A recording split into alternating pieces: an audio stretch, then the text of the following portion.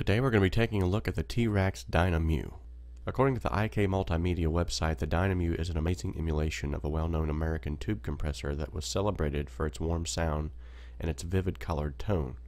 This modern-style classic compressor has the characteristics of gluing a mix together with incredible quality, and it also seems to shine on individual tracks and is a perfect part of a professional mastering chain as well.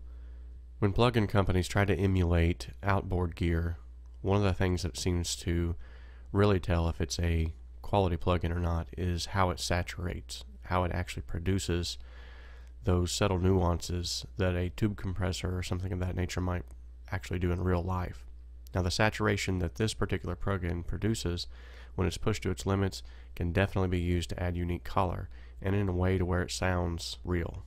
You can use this on an entire mix, or you can use it on individual tracks as well. Either way, it seems to shine. So the first thing I want to talk about are these knobs here, so you can kind of get a feel for what the plugin actually is, and then we'll go into some sound examples. So the input here controls the amount of signal that's entering the processor. This threshold sets the audio level for when the processor is actually engaged, or the ceiling, so to speak. The attack time is in milliseconds for the start of the processing after the threshold is exceeded. The release is how fast the processor reduces the compression ratio after the levels fall below that threshold. And then obviously the output controls the level of signal coming out of the processor itself.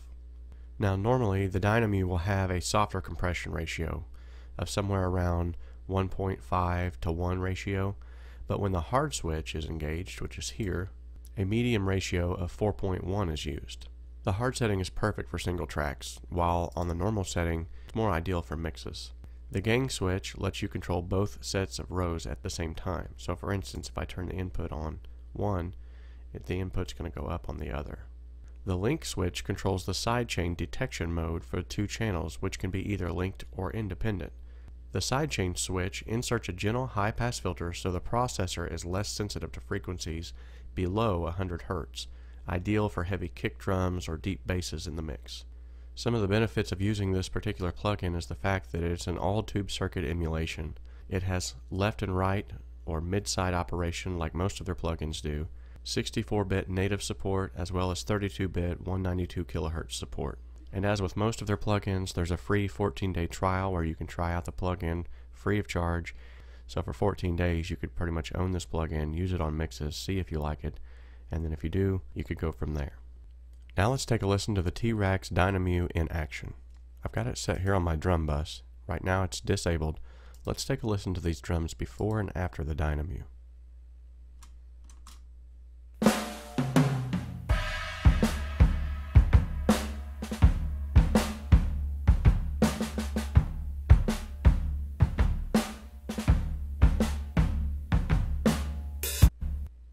Okay, so they don't sound too bad. However, some of that room noise that's coming from the toms could be tamed, and I'd like for that kick to really punch a little more. The Dyna-MU is a perfect plug-in for this with the analog sound that it gives, as well as the flattening of the transients. Let's go ahead and take a listen to this. As I tweak some of these settings, just use your ears to really listen to what's going on, and then I'll explain some of what I'm doing. So first off, I'm going to sidechain, enable that sidechain, and that's going to, everything below 100 Hz is not going to be affected, so that's going to actually help me out. Secondarily, I'm going to implement the hard switch, which is going to be a more aggressive compression setting. So now I'm going to go ahead and tweak the settings as we're listening, and we'll go from there.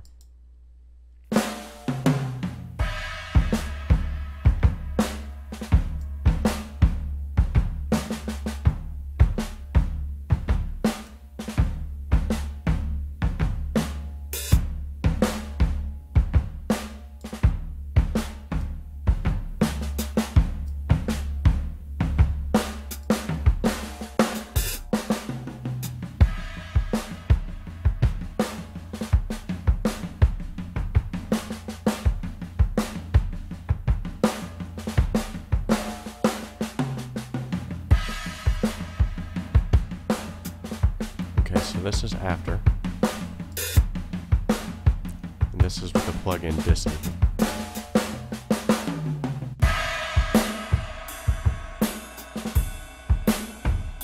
Enable it.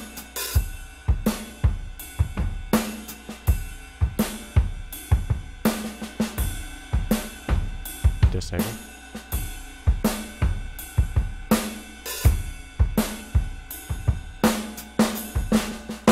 Enable it.